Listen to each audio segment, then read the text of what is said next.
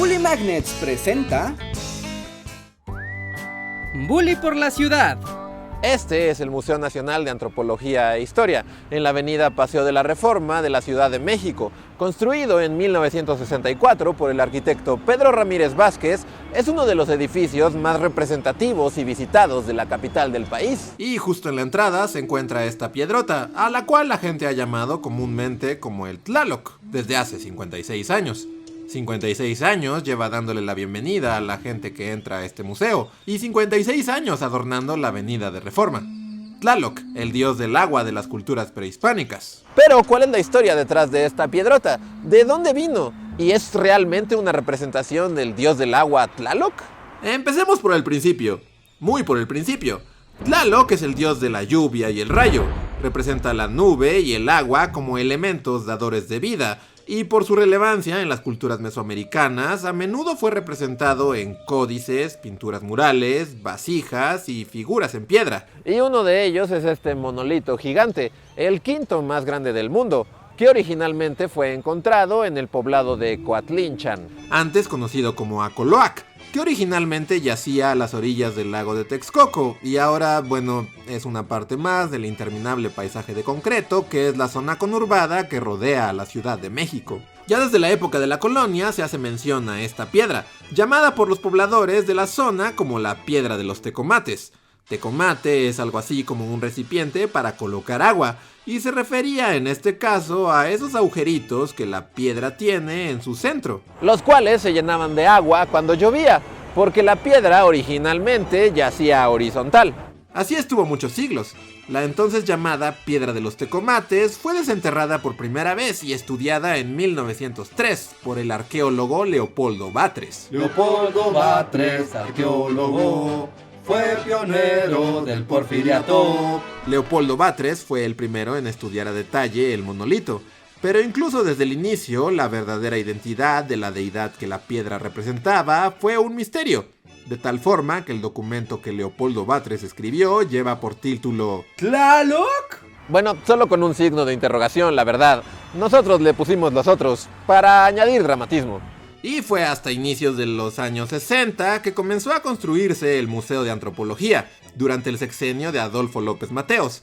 La construcción a cargo de Pedro Ramírez Vázquez contemplaba poner en la entrada una pieza representativa de las culturas prehispánicas. Las opciones eran variadas. ¿Qué tal una cabeza olmeca? Hay muchas de esas allá por Veracruz. No lo sé, es muy redonda, como una pelota. La gente creerá que es un museo del fútbol. ¿Un Atlante de Tula? No, ellos solo se ven bien en conjunto. Uno solito se ve bien triste. ¿Qué tal esta estela maya? No, los mayas me hacen pensar en alienígenas ancestrales. ¿En alie qué? Mire, recuerdo que en mis tiempos de estudiante nos llevaron a ver una piedrota de alguna deidad de esas de aquí cerca, en el pueblo de Coatlinchan, a las faldas del cerro de Tlaloc. Les sugiero que vaya a verla y ya luego vemos cómo nos la traemos. Así es, puede que la razón por la que es esta pieza en particular la que está en la entrada sea tan solo por la coincidencia de que de joven Adolfo López Mateos visitó el pueblo de Coatlinchan y le dio la idea a Pedro Ramírez Vázquez.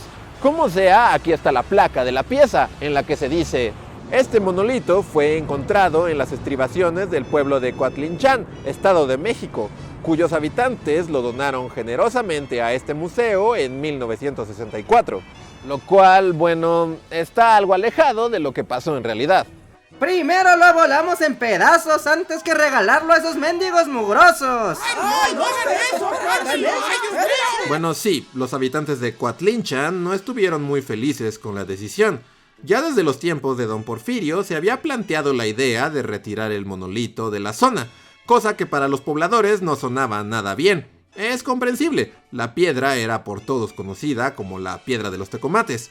Era común que la gente fuera a visitarla y que los niños jugaran sobre ella.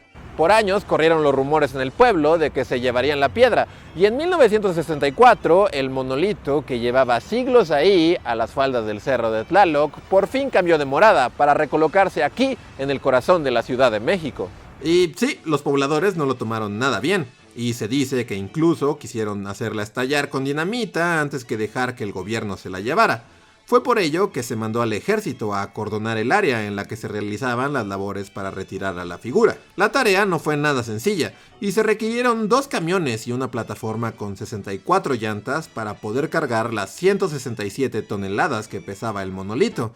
Y así, a las 3 de la mañana del 16 de abril de 1964, los pobladores de Coatlinchan salieron de manera triste y nostálgica a despedir a su piedra de los tecomates, que estuvo con ellos por generaciones. Se cortaron líneas telefónicas y cables de luz para que la piedra pudiera entrar a la ciudad. Y esta es la parte de la historia que todo chilango que se respete conoce. A su llegada a la ciudad comenzó a caer una gran tormenta. Tlaloc no se pudo contener e hizo una entrada espectacular a la ciudad, una que sería contada por generaciones. En el momento mismo en que Tlaloc entraba en la Ciudad de México, la lluvia caía como cortina y dosel adecuado al dios de las nubes y de la fertilidad. Pero ¿se trata realmente de una representación del dios Tlaloc? Al día de hoy los pobladores de Coatlinchan hablan de cómo todo es una confusión. No entienden por qué ahora llamamos Tlaloc a la piedra que por siglos fue llamada la Señora de los Tecomates. Y es que solo de primera vista, la piedra tiene poco parecido con las formas que asociamos con el dios de la lluvia. Es por eso que hay quienes dicen que el monolito es una representación de Chalchiutlicue, o la de la falda de jade, que es la contraparte femenina de Tlaloc, patrona de los lagos y las corrientes de agua. Chalchiutlicue estaba asociada con la fertilidad y los nacimientos. Hay una representación de ella en el mismo museo, y aunque el rostro del monolito de la entrada está destrozado, podemos notar el parecido en la forma de la representación. Ya desde finales del siglo XIX, principios del siglo XX, la identidad de la piedra era objeto de esas famosas peleas entre académicos. ¡Peleas entre académicos! Entre Leopoldo Batres y Alfredo Chavero, otro arqueólogo. Arqueólogo, abogado, poeta, dramaturgo, historiador y político mexicano. Bueno, sí, todo eso. ¡Qué presumido! Chavero fue de las primeras personas en sugerir que el monolito era una representación de Chalchiutlicue, pero luego en 1905 Leopoldo Batres empezó con la idea de que era Tlaloc. Después de todo, tiene un taparrabos, vestimenta propia de los hombres. La representación, por lo tanto, es del sexo masculino. ¡Tú no sabes nada! ¡Ah, sí! Pues dímelo en mi cara. ¡Peleas entre académicos! Pero al menos la comunidad de Coatlinchan está del lado de Chavero. Después de todo, ellos son los que por siglos la conocieron como la Señora de los Tecomates.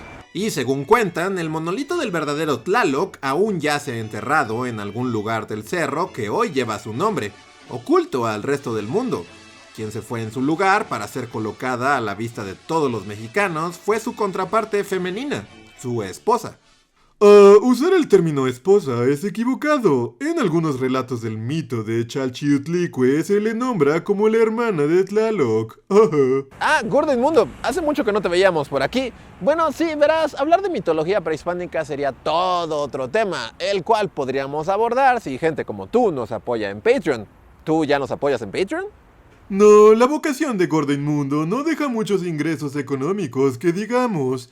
Por eso he usado el mismo suéter durante los últimos 10 años. Bueno, no importa, con tan solo $1 nos puedes apoyar para asegurarte de que el proyecto siga y podamos seguir haciendo videos.